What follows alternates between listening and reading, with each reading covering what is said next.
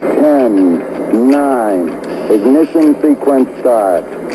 6, 5, 4, 3, 2, 1, 0. All engine running. Liftoff. We have a liftoff. Welcome to Life at Max Q. This is the first in our series of what it's like to be a transient RVer. So today we're going to talk a little bit about getting into the RV life. When most people think about RV life, they often envision vistas, campfires under the stars, the freedom of the open road. But while these images certainly are part of the allure, the reality of transient RV living comes with its share of financial considerations that can catch newcomers off guard. In this first post in the series, we're going to break down the costs associated with RVing and help you understand that while the lifestyle can be fulfilling, it also requires careful budgeting and planning. So the first hurdle for many aspiring RVers is the initial purchase price, and depending on the type and size of RV, costs can range anywhere from $1,000 to tens of hundreds of thousands of dollars into the millions of dollars. So for any camper, it's important to really consider your purchase, and it's essential to factor in all the additional expenses as well, like sales tax, registration fees, and potential upgrades and modifications. In my opinion, the first thing you want to think about is what is the purpose of buying an RV or a trailer? Is it that you're going to go full time?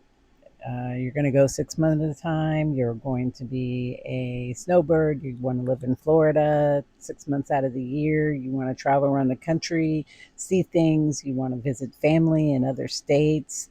So that's a really important question to ask yourself. What is the purpose of getting this RV? So for us, our original purpose was for George to do travel nursing. He was going to live in the RV, and I was going to live at our house, and we would see each other whenever he was done with a contract, or if I flew out to see him, or if he flew to see me. And we just very quickly realized that this was not going to be a doable thing. And actually, it turned out to be a pretty good decision because with the hurricanes that came through in the last few years, we probably would have at least sustained some major damage to our home, if not having it destroyed. And the trailer park that it was in actually did not fare so well. A majority of the homes were damaged or destroyed. So I think all in all, we made a good decision. So the next question we really have to ask ourselves is, how do you want to travel? Some people are happy with getting a travel trailer, towing it with a pickup truck, or bigger than a pickup truck, I would say. Do they want a Class A? Do they want a Class C? Do they want gas power? Do they want diesel? Those are all questions you have to ask yourself. And when you're thinking about the expense of it, how big is it going to be? How long is it going to be? Is it going to be brand new? Is it going to be an older model? All those things come into play. We kind of had an idea at the beginning that we wanted to get like a motorhome versus a travel trailer, basically because it would be easier stopping overnight, not having to get out of the truck, go into the travel trailer, things like that. We could just get up out of the driver's or passenger seat wherever we happen to be. Don't even have to pull a side out. We can just jump in bed and sleep for the night and move on the next day. It was also important because we had pets. We have a pet, and having to make them cramped into the backseat of a truck for 3, 4 hours, 5 hours a day was not really going to be something that would work well. So for the final topic of this video, I'm going to go through what does it really cost. We're going to look at financially and mentally and physically. So I'm sure you're wondering the big question, what did our RV cost? We bought a used 2004 diesel pusher Fleetwood RV, and the total cost was approximately $42,000. That's really on the low end. I'm sure there are other deals out there that someone could find, but that was what we ended up paying. Essentially, after we got the RV, we took a look at all the things that we might need and watched some videos about equipment that we didn't have on board. We bought some replacement televisions, some smart TVs. We brought our bedding from our house and our linens, things like that. But then there were some other items that wouldn't necessarily work in the RV. So we got new shower heads. We got dishes that wouldn't break. I think that was about it as far as inside of the RV. But eventually, after our first trip, we had a water leak, so we had to make some pipe replacements, and then we also ended up adding a tankless water heater. Those items cost us approximately $3,500. So our other first year expense was fuel, rent, and utilities. Our RV gets approximately 10 miles to the gallon. We traveled 800 miles the first trip from Florida to Indiana. At the time, gas was about $4 a gallon, and we spent approximately $400 for the one way trip. Our rent at the RV park that we picked was about $550 a month. We stayed in Indiana for 6 months while George finished up his first contract, and our electric, which was billed separately since we were staying monthly, was $150 per month. The next 13 weeks, George got a contract in Key West, so we drove all the way from Indiana back to the tip of Florida to the Keys. That cost us approximately $600 for fuel. And our rent down there, which was in the middle of winter, was premium. So 13 weeks cost us about $4,500. We didn't have any utilities.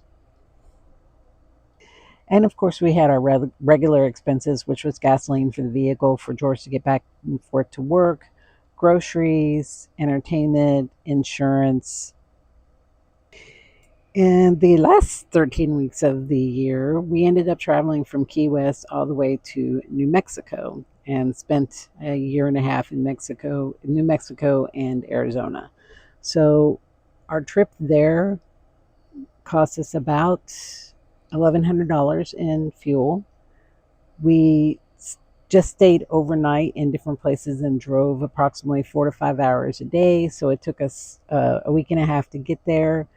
So approximately $50 to $60 per night in campgrounds to stay overnight. And then our rent in New Mexico was actually a little bit cheaper. It was about $450 per month, and our utilities were approximately $120 per month. So in our first year, we spent approximately $73,000, and that included the cost of the RV. If you broke that down into a monthly cost, that's about $6,000. However, we're not going to include the cost of the RV. So in general, our regular expenses per month cost about $3,000 per month. So as you can see, for a couple, if you included your mortgage and your insurance and things like that, it probably would come out to pretty close being the same. So it's not really any cheaper to live in an RV than it is if you're living in a regular home. That's assuming that you're moving around, paying a monthly rent, driving long distances, etc. In the conclusion of this video, I'm just going to touch a little bit on the other part of the expense. For us, it was a huge change. We did go from a small house, but we went to a much smaller house. We had to live close together. We had to live with our pet. We had to live in a small space with limited amount of storage, and we made huge changes in our life in that first year. And also physically, we had to do a lot more. George had to attach cars to tow. He had to do repairs. He had to drive 4 or 5 hours a day when we traveled. So it does take a lot out of you mentally and physically But as you get used to it, as the years go by, things do get better. And we'll probably cover a lot more of this in some other episodes.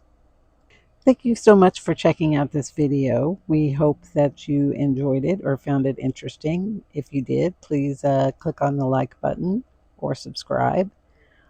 And we will see you in our next video. And until then, live life at Max Q.